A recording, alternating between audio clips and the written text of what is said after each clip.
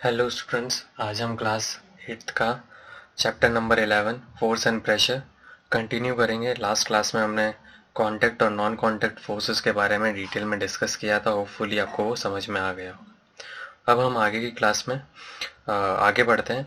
तो उससे पहले आप चैनल को सब्सक्राइब कर लेना और बेल आइकन प्रेस कर लेना, जिससे आपको आगे के अपडेट्स कंटिन्यू मिल सके।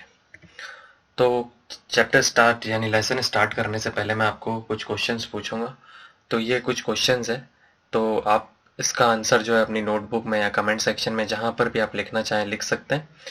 तो आप देख लीजिए कि पहला जो क्वेश्चन है वो प्रीवियस क्लास से लिया गया है।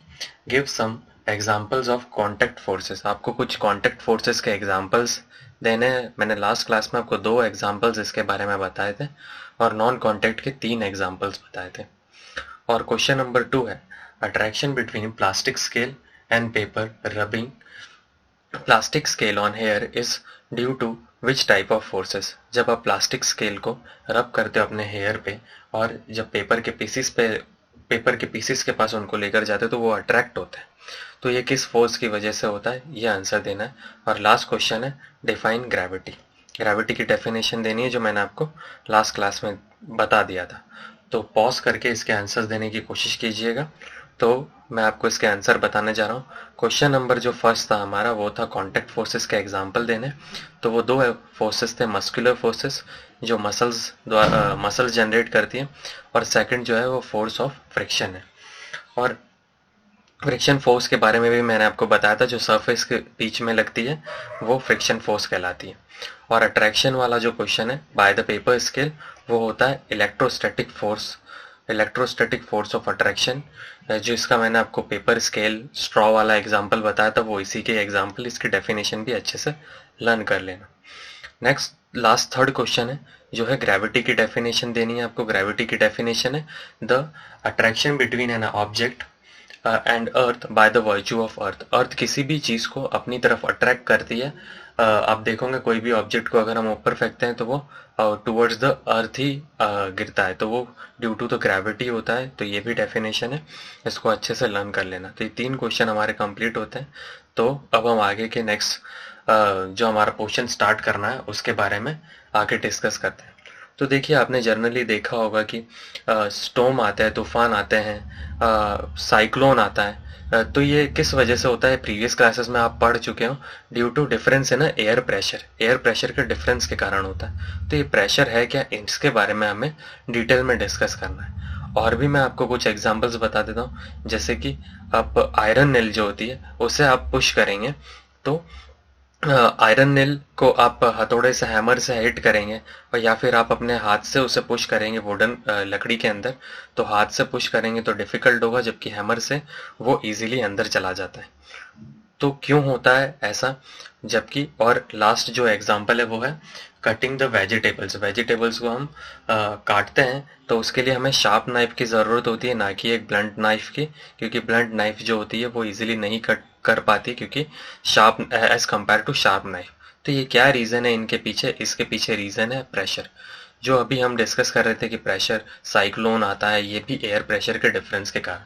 तो ये प्रेशर वर्ड है क्या, तो प्रेशर की डेफिनेशन है the force acting on unit area is unit area a surface is called pressure. किसी भी सरफेस के ऊपर देखिए, जैसे मैंने ये एक एग्जांपल दे रखा है आपको, ये बॉक्स के जो ऊपर की सरफेस पे सिर्फ इसी पे ही प्रेशर लगेगा। तो इस पे प्रेशर लगेगा, कितना यूनिट प्रेशर लगेगा, वो प्रेशर कहलाता है। आपको ये चीज समझनी होगी, pressure whole of the box नहीं लग रहा, जिस एरिया पे लग रहा है उसी पर ही प्रेशर एग्जिस्ट करेगा, ना कि पूरे के पूरे बॉक्स पे एग्जिट। थोड़ा ऊपर एग्जिट करने के बाद वो नीचे पूरे बॉक्स के ऊपर तो लगेगा ही लगेगा, लेकिन ऊपर की सरफेस पे मेनली ज्यादा प्रेशर जो होगा वो एग्जिट करेगा। तो इसकी आपको डेफिनेशन भी याद रखनी है, साथ में ये फॉर्मूला है ये भी आपको याद रखना है कि प्रेशर का फॉर्मूला क्या होता है। प्रेशर का फॉर्मूला होता है फोर्स अपॉन एरिया। यहाँ लिखा है मैंने फोर्स अपॉन एरिया, दोनों चीजों का होना जरूरी है। फोर्स यानी जितनी ज्यादा फोर्स होगी उतना ज्यादा प्रेशर एक्सर्ट करेगा, और एरिया जितना कम होगा उतना ज़्यादा प्रेशर एग्जिट करेगा। अपॉन में है इसलिए जितना कम एरिया होगा उतना ज़्यादा प्रेशर एग्जिट करेगा, एरिया जितना ज़्यादा होगा उतने ज़्यादा हमें प्रेशर उतना कम हमें प्रेशर लगाना पड़ेगा। ये चीज़ आपको समझनी होगी। फिर आगे हम आगे की क्लास में बढ़ते हैं, तो आगे हमें ये चीज़ सोचनी होगी कि क्या लिक्विड भी प्रेशर एग्जिट करता है, यस और नो।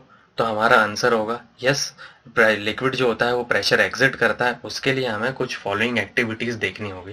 ये कुछ बुक की एक्टिविटीज है। ये एक्टिविटी 11.8 है जो बुक में दे रखी है। इसमें ये दे रखा है कि आपको एक लॉन्ग ट्यूब लेनी है ग्लास रॉड की, और उसको उसका दोनों तरफ होल होंगे। एक होल की तरफ आप रबर या बलून जो होगा वो स्टिक कर दीजिए। अब आप क्या करना कि उसके अंदर वाटर भरना। वाटर भरोगे तो फर्स्ट केस में आप देखोगे कि जो बलून जो है वो कम बल्ज हो रहा है, जो रबर है वो कम ज़्यादा नहीं फूल रहा है। जबकि आप जैसे ही वाटर ज़्यादा डालोगे तो वो जो बल्ज एरिया होगा वो बढ़ जाएगा, मतलब बलून जो होगा वो उसका सरफेस एरिया इंक्रीज हो जाएगा। तो ऐसा क्यों हो रहा है? ऐसा इसलिए हो रहा है क्योंकि जैसे जैसे आप वाटर कॉलम के अंदर वाटर की हाइट इंक्रीज करोगे तो अमाउंट ऑफ बल्ज जो शीट होगी वो इंक्रीज होगी। तो जैसे जैसे हाइट इंक्रीज होगी तो वैसे वैसे प्रेशर जो होगा बल्ज के अंदर, जो रबर शीट के अंदर होगा, वो प्रेशर भी इंक्रीज होना स्टार्ट हो जाएगा। तो आप देखोगे कि डैम्स जो होंगे उसके अंदर नीचे का जो पोर्शन होगा, नीचे जितना डैम्स की जो वॉल होती है ये या फिर लेक का जो नीचे का पोर्शन होता है, जितनी डेप्थ में हम जाएंगे तो प्रेशर भी इंक्रीज होता रहेगा। तो ये चीज़ का कॉन्सेप्ट आपको समझना है। अंडरस्टैंड। अब हम एक्टिविटी 11.9 में चलते हैं। एक्टिविटी 11.9 भी कुछ इसी तरीके की है। आपको क्या करना है, एक वाटर बॉटल लेनी है। जो देख रहे होंगे कि आप, ये एक वाटर बॉटल है जो 2 लीटर्स की या 1 लीटर्स की जितने की भी वाटर बॉटल होती है, उसके नीचे के पोर्शन में आपको छेद कर देना है और उसको ज्वाइंट कर देना है थ्रू द बलून। अब आप क्या करोगे कि जैसे ही आप उसके अंदर वाटर इंक्रीज करोगे तो बलून जो होगा वो भी बढ़ना स्टार्ट हो जाएगा। तो बलून बढ़ेगा तो उससे क्या होगा कि रबर ट्यूब या ये जो बलून है वो क्या होगा, इंक्रीज होना स्टार्ट हो जाएगा। वो का वही है कॉन्सेप्ट, लेकिन इसमें हमें ये चीज़ सीखने को मिल रही है कि हम कहाँ पर अब छेद कर रहे हैं, नीचे के पोर्शन में। तो इसका मतलब ये है कि जो प्रेशर है वो लिक्विड जो है वो वॉल पर इंक्रीज करता है, दीवार पर बाहर निकलने की कोशिश करता है लिक्विड जो होता है उस ऑब्जेक्ट से। तो प्रेशर जो होगा वो वॉल की जो कंटेनर की जो वॉल होगी, जिस भी हम कंटेनर में उसको डालेंगे उसकी वॉल पर वो प्रेशर इंक्रीज करेगा। और पहले वाले एक्टिविटी में हमने लर्न किया था कि जैसे जैसे हाइट इंक्रीज होगी वैसे वैसे प्रेशर भी इंक्रीज होगा। तो इस केस में भी हमें यही चीज सीखने को मिलेगी। डेप्थ के केस में आपको क्या करना है कि होल कर देना है वाटर बॉटल के अंदर, और उसके अंदर आप वाटर भरोगे तो आप देखोगे कि डिफरेंट स्पीड से जो होगा वाटर फॉल करेगा फ्रॉम द होल। तो ये भी इसी का ही केस है कि liquid exit pressure at the same depth. Okay, इसमें सेम डेप्थ पे प्रेशर इंक्रीज कर रहा है। फर्स्ट एक्टिविटी में हमने देखा था कि जैसे जैसे हाइट इंक्रीज होगी तो वाटर प्रेशर भी इंक्रीज हो रहा है, और इस केस के अंदर कंटेनर की वॉल पर जो होगा वो प्रेशर एक्सर्ट करता है। और इस केस के यानी लास्ट इस एक्टिविटी के अंदर सेम डेप्थ पर जो होता है वो लिक्विड हमेशा प्रेशर एक्सर्ट करता है। अब हम आगे बढ़ते हैं। आगे के केस में देखिए, अब आपने देखा होगा कि जो पाइप्स होते हैं, वाटर पाइप्स होते हैं जिससे हमारा कनेक्शन आता है, अगर उनमें छेद हो जाए तो क्या होगा, वाटर जो होगा वो फाउंटेन की तरह वहां से लीक होना स्टार्ट कर देगा। अब ऐसा क्यों हो रहा है, इसके पीछे भी यही रीजन है जो हमने एक्टिविटी सेकंड देखी थी। उसमें हमने सीखा था कि वाटर जो होता है वो कंटेनर की वॉल्स पर जो होता है प्रेशर एग्जिट करता है। तो कंटेनर अब लीक हो चुका है जिस वजह से वो वाटर जो होगा थ्रू देम होल जो होगा कम आउट, बाहर आने की कोशिश करेगा। ओके, ये चीज आपको समझ में आ गई होगी। तो हमने लिक्विड के बारे में भी देख लिया है। अब देखिए, यहाँ मैं आपको एक चीज बताना भूल गया हूँ। यहाँ पर देखिए, ये एक फर्स्ट डायग्राम में मैंने यहाँ एक डायग्राम दे रखा है आपको कि ये एक कूली जो है, पॉटर कहते हैं इसको इंग्लिश में, आप देखोगे कि वो जब भी कोई सामान जो है अपने सर पे रखता है तो वो एक कपड़ा रखता है अपने सर पे। तो वो कपड़ा इसलिए रखता है ताकि वो प्रेशर कम कर सके। मैंने आपको प्रेशर के बारे में बताया था कि प्रेशर जो होता है वो क्या होता है, एरिया के साथ जो होगा वो कम होगा। जैसे जैसे एरिया हम इंक्रीज करेंगे तो इसका जो सर है वो है, उसका सरफेस एरिया कम है, और वो क्या करता है, सर पे कपड़ा रख देगा तो जिस वजह से सरफेस एरिया इंक्रीज हो जाएगा और उस कारण उसे प्रेशर कम लगेगा। ये चीज़ आपको मैं बताना भूल गया था, जो मैंने अभी बता दिया आपको। अब हम गैसेस के बारे में डिस्कस कर रहे थे कि गैसेस भी क्या प्रेशर एग्जर्ट करती है। हाँ, गैसेस भी प्रेशर एग्जर्ट करती है on the wall of the containers. उसके लिए हमें ये दो एग्जांपल आपने देखे होंगे कि बलून में अगर होल हो जाए तो गैस जो होगी उस बलून में से लीक होगी। वैसा का वैसा पंचर बाइसिकल ट्यूब होता है, उसमें से भी गैसेस जो होती है वो रिलीज होती रहती है। तो ये चीज, तो इसका मतलब ये हमने सीख लिया है कि गैसेस और लिक्विड जो होती है वो वॉल ऑफ द कंटेनर जो होती है प्रेशर एक्सर्ट करती है। अब आप नेक्स्ट क्लासेस में पढ़ोगे स्टेट ऑफ मैटर्स के अंदर की गैसेस के जो मॉलिक्यूल्स होते हैं वो बहुत दूर दूर होते हैं, जो बाहर निकलने की कोशिश करते हैं, तो उनका जो प्रेशर होता है वो ज़्यादा होता है एज कम्पेयर टू लिक्विड। अब हम बात करते हैं एटमॉस्फेरिक प्रेशर की। देखिए, सबसे पहले एटमॉस्फेयर के बारे में हमें जानना होगा कि एटमॉस्फेयर होता क्या है। हमारा अर्थ के चारों तरफ जो एयर का एक एनवेलप है उसे एटमॉस्फेयर कहते हैं हम। और ये जो एटमॉस्फेयर है या ये जो एयर है ये प्रेशर एक्सर्ट करती है। ठीक है, every object on the earth, ये पूरा का पूरा जो है एटमॉस्फेरिक प्रेशर कहलाता है। देखिए, मैं वापस समझा देता हूँ आपको कि अर्थ के चारों तरफ एटमॉस्फेयर है, उनके अंदर बहुत सारी गैसेस और गैसेस प्रेजेंट है। ये गैसेस जो होती है ये प्रेशर एक्सर्ट करती है और इस प्रेशर को एटमॉस्फेरिक प्रेशर कहते हैं। और जैसे जैसे हाइट इंक्रीज होती है तो ये प्रेशर भी इंक्रीज होता है। तो ये मैं आपको आगे बताऊंगा कि हाइट के साथ प्रेशर कैसे इंक्रीज होता है। अभी के लिए आप ये देखिए कि एटमॉस्फेरिक प्रेशर को किस इंस्ट्रूमेंट से नापा जाता है, तो वो होता है बैरोमीटर। ये हमारे कोर्स में नहीं है, फिर भी आप लर्न रख लीजिएगा कि एटमॉस्फेरिक प्रेशर को किस चीज़ से नापा जाता है, बैरोमीटर। ये पहला बैरोमीटर है, मर्क्यूरी बैरोमीटर, जिसमें एटमॉस्फेरिक प्रेशर को मेजर किया गया था। तो देखिए, इसकी यूनिट क्या होती है, एटमॉस्फेरिक प्रेशर की इसकी यूनिट होती है mm/Hg। इधर mm क्या है, मिलीमीटर। मैथ्स का जो मिलीमीटर आपने सुना होगा वो मिलीमीटर है ये। और एच जी का मतलब होता है, ये मर्क्यूरी का सिंबल है एच जी। तो mm/Hg जो होती है एटमॉस्फेरिक प्रेशर की वैल्यू होती है। अंडरस्टूड, ये आपको समझ में आ गया होगा। अब देखिए, एक और एक्टिविटी है, एक्टिविटी 11.11। इसमें आप देखना, आपके पास एक सकर होना चाहिए। अब देखोगे कि ये एक डायग्राम में दिख रहा होगा आपको, ये एक रबर सकर है। रबर सकर को जब आप दीवार पर लगाएंगे तो उसमें क्या होगा, वो बहुत टाइटली जो होगा वॉल पर चिपक जाएगा। वो इसलिए चिपक जाता है, क्योंकि जब आप उसको दीवार पर चिपकाएंगे तब क्या होगा कि वो जो कप होगा उसमें से एयर जो होगी सारी की सारी स्केप हो जाएगी, और इस कारण वो सकर जो होगा उस सरफेस से अटैच्ड हो जाएगा। तो सकर जब स्टिक हो जाएगा वॉल से तो बहुत ज़्यादा उसको फोर्स चाहिए होती है बाहर निकलने के लिए।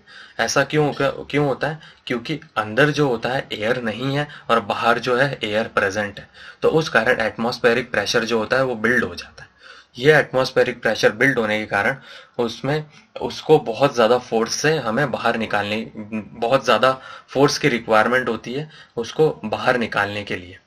तो इससे हमें मैग्नीट्यूड ऑफ प्रेशर के बारे में भी आइडिया हो गया कि कितना ज़्यादा प्रेशर के एयर के अंदर प्रेशर होता है, फोर्स होती है जो बहुत ज़्यादा हार्म भी कॉज कर सकती है।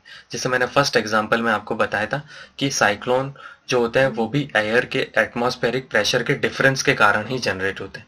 जहाँ पर प्रेशर कम होता है एयर का और जहाँ पर प्रेशर ज़्यादा होता है एयर का, तो higher region to lower region में प्रेशर एयर जो होगी वो ट्रैवल होगी, और जहाँ पर ये कंबाइंड टूगेदर, जहाँ पर भी डिफरेंस क्रिएट हो जाएगा ज़्यादा, वहाँ पर ये साइक्लोन जनरेट हो जाते हैं। तो ये आपके ज्योग्राफी में भी होगा, वहाँ पर भी आपने स्टडी किया होगा। अब देखिए कि ये एक पर्सन है जिसके पास 15 सेंटीमीटर 15 by 15 सेंटीमीटर का एक ऑब्जेक्ट है, एरिया का ऑब्जेक्ट है, उसने अपने सर पे रखा है और उसके ऊपर हमने एयर डाल दी। तो उसको कितना ज़्यादा फोर्स लगेगा या फिर उसका मास कितना हो जाएगा, तो जितना उस कॉलम का एरिया होता है उतना का उतना उसका मास होगा। तो देखिए इस कॉलम का एरिया कितना होगा, 15 मल्टीप्लाई बाय 15 कितना होगा, 225। तो उसका मास जो हो जाएगा 225 kg हो जाएगा, और आप इस kg को जब फोर्स में कन्वर्ट करेंगे तो 2250 न्यूटन हो जाएगा। ये न्यूटन जो होती है वो फोर्स की यूनिट होती है, जो मैं आपको प्रीवियस क्लासेस में बता चुका हूँ।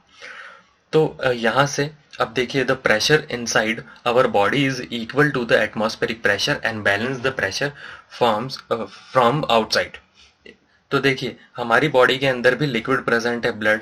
तो वो ब्लड हमारी बॉडी को भी स्टैंड करने के लिए ये प्रेशर जो होता है एटमॉस्फेरिक प्रेशर हेल्पफुल होता है। कैसे ये हेल्पफुल होता है, ये हमें बैलेंस प्रोवाइड करता है ताकि हम यहाँ मैंने लिख दिया है द प्रेशर जो बॉडी के अंदर इनसाइड होता है उतना का उतना प्रेशर जो होता है एटमॉस्फेयर में होता है।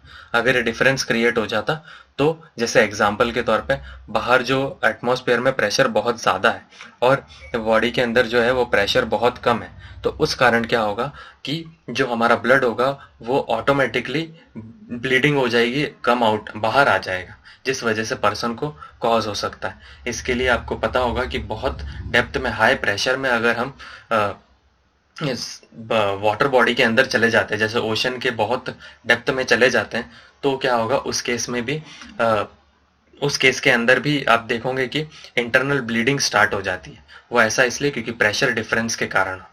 तो ये चीज़ आपको समझ में आ गई होगी।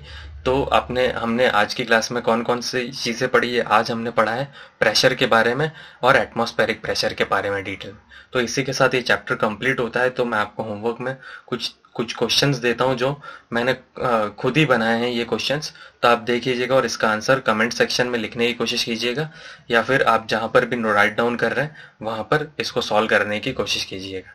तो फर्स्ट क्वेश्चन है, liquid and a gas exert pressure on dash of their container. Liquid और गैस जो होती है वो किस चीज़ पर प्रेशर एक्सर्ट करती है वो आपको बताना है। सेकंड क्वेश्चन है, name the force due to which moon revolve around the earth. ये मैंने प्रीवियस क्लास से क्वेश्चन लिया, देखता हूँ आप इसका आंसर दे पाते हैं नहीं। ऐसी कौन सी फोर्स है जिसके कारण जो है वो मून जो होता है वो अर्थ के चारों तरफ रिवॉल्व करता है। और लास्ट एंड फाइनल क्वेश्चन जो इसी क्लास से है, डिफाइन प्रेशर। प्रेशर की डेफिनेशन देनी है आपको, और आपको गिव द रिलेशन बिटवीन, क्या रिलेशन है प्रेशर फोर्स और एरिया के बीच में, अभी जस्ट मैंने आपको बताया था। और उस इंस्ट्रूमेंट का नाम भी बताना है जिससे प्रेशर जो होती है वो नापी जाती है। Okay, thank you for watching.